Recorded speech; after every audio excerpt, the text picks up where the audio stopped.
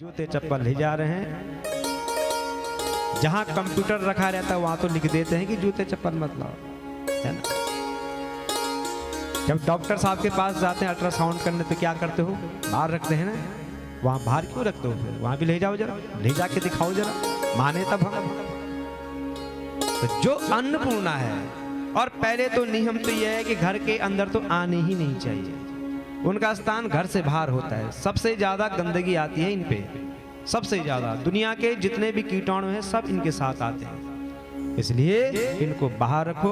और अगर अंदर भी लाओ तो रसोई में तो मत ले जाओ, बिल्कुल भी नहीं। तो जैसे ही माँ रसोई में गई, भगवान ने देखा अच्छा मैं छोटा हो गया और रसोई बड़ी हो गई। क्यों गई माँ रसोई में, क्यों छोड़ा माँ ने बच्चे को। माँ को याद आया कि मैंने चूल्हे में दूध रखा हुआ है, अगर दूध में उबाल आ गया, आग में गिर गया तो बच्चे की आयु कम हो जाएगी। अब आप लोग बोलेंगे कि अरे 21वीं सदी में कैसी बात कर दी है कि चूल्हे में दूध गिरने से और बच्चे की आयु कम होगी। बताते हैं कैसे होगी। आप बच्चे को दूध पिला रहे हैं, और बच्चा जब दूध पीता है तो देखना बड़े आराम से पीता है, वो बिल्कुल खोया हुआ रहता है। और उस समय अगर हमें कुछ कार्य याद हो रहे ये कार्य करना था, तो बच्चे को दूध श्वास नली में फंस जाता है, जिसे कहते हैं उछिंडा लगना। उसके श्वास नली में फंस गया तो हो तो क्या उसकी आयु खत्म, वहीं पर समाप्त। इसलिए जब बच्चे को दूध पिलाओ उस समय घर का कोई भी कार्य नहीं होना चाहिए। जब बच्चे को खाना खिलाओ उस समय घर का कोई भी कार्य नहीं होना चाहिए। पर क्या करें, आजकल तो बच्चे को खाना खिलाने के लिए मोबाइल पकड़ा रहे हैं। खा बच्चा, मोबाइल भी देख और खाना भी खा, कहाँ से लगेगा उसको। ये सब घर की कहानी है, चाहे मेरा घर हो चाहे आपका घर हो, सबकी यही कहानी है। बिना मोबाइल के बच्चा खाना नहीं खा रहा है, बिना मोबाइल के बच्चे को नींद नहीं आ रही है। और हमने शुरू में क्या कहा कि अगर मंत्र के द्वारा परमात्मा को प्राप्त करना है तो अपने यंत्र को बंद रखो फिलहाल, है ना। ये नियम होता है, ये अन्न के नियम है। इसलिए माँ रसोई में गई थी, भगवान ने कहा रुक जा माँ तू अभी। तो माँ ने जो दूध दही जो मक्खन बनाया था, भगवान ने सारे बर्तन तोड़ दिए। और माँ का डर भी है कहीं माँ मारे ना मुझे, भाग गए भगवान।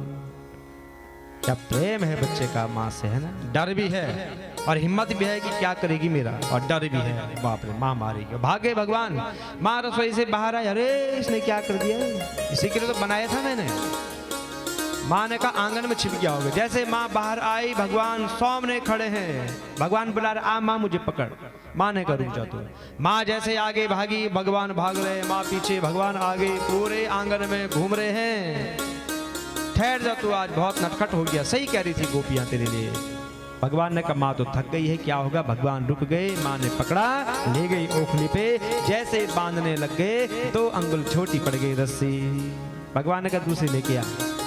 दूसरी लाए, बांधा, फिर बांधा भगवान को 2 अंगुल छोटी, 2 3 4 10 100 रस्सियां जैसे बांध रही हैं तो यहाँ से तो कई किलोमीटर तक जाती रस्सी। जैसे भगवान को बांधने लगती हैं फिर 2 अंगुल छोटी पड़ गई। माँ परेशान हो गई, क्या होगा। तददाम मध्यमानस्य तददाम बध्यमानस्य स्वार्वकस्य कृतागसा द्वयंगुलो नमोदयेन संदत्तेन च गोपिका। 2 अंगुल छोटी पड़ रही है। भगवान ने देखा माँ थक गई है तो भगवान अपना पेट सुकोड़ दिया और स्वयं भगवान बंध गए। नाम पड़ गया दामोदर। बोलो दामोदर भगवान की। क्यों नहीं बंधे पहले भगवान, क्या कारण है न बंधने का। जिस पर भगवान की दृष्टि पड़ती है उस पर कभी भी गांठ नहीं लगती है, याद रखना। ममता की गांठ, द्वेष, ईर्ष्या, बैर, भाव, अभिमान, जिस पर भगवान की दृष्टि पड़ गई वो सबसे मुक्त हो जाता है। और जिस पर ये गांठें होंगी वहां भगवान फिर नहीं आते हैं। इन गांठों को पहले हमें खोलना पड़ेगा, तब जाकर के ही भगवान का हमें दर्शन होगा।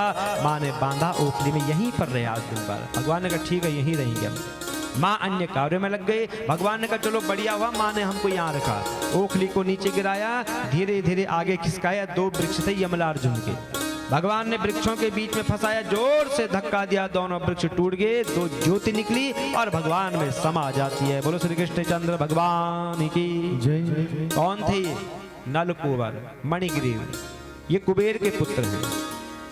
एक बार मंदाकिनी के तट पर विहार कर रहे थे, नारद जी आए, इन्होंने नारद जी को प्रणाम नहीं किया। नारद जी ने कहा शाबाश, बहुत अच्छी बात है, कुबेर की संतान हो ना तुमको अभिमान है कि हमारा पिता बहुत धनवान है, तो जाओ तुम जड़ योनि को प्राप्त हो जाओगे। कहा ऐसा साफ मत दो, तो जाओ तो द्वापर में भगवान का स्पर्श होगा, तुम मुक्त हो जाओगे।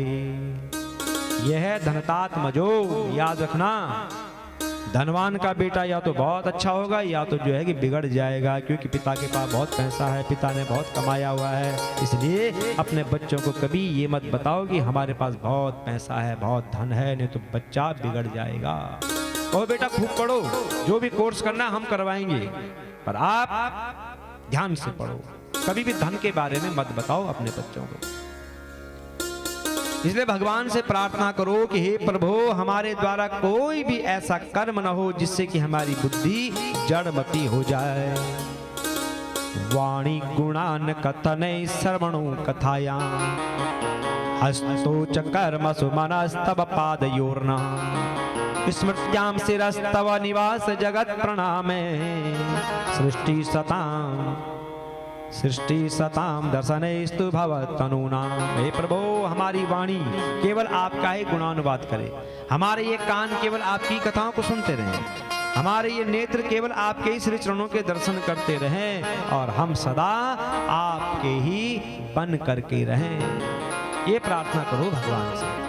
जब वृक्षों के टूटने का शब्द सुना तो सब लोग वहां गए, भ्रमित हो गए कि बाप रे, इतने बड़े वृक्ष और कन्हैया को देखो इन दोनों के बीच में। माँ ने उठाया, फिर वही रखवाली कर दी। सब परेशान हो रखे, क्या किया जाए। जब से राम श्याम आए हैं तब से यहाँ कुछ न कुछ उत्पात हो रहा है, कभी कोई आ रहा है, अब ये वृक्ष भी टूट गए। तो वहां पर एक उपनंद जी हैं, सबसे वृद्ध हैं। सबने कहा उपनंद जी आप वयोवृद्ध हैं, ज्ञानी हैं, कोई ऐसा स्थान भी है कि जहाँ हम लोग सुरक्षित रह सकें, जहां हमारे कन्हैया राम श्याम सुरक्षित रह सके। उपनंद जी कहते एक स्थान है, बहुत बढ़िया है वो। वनम वृंदावनम नाम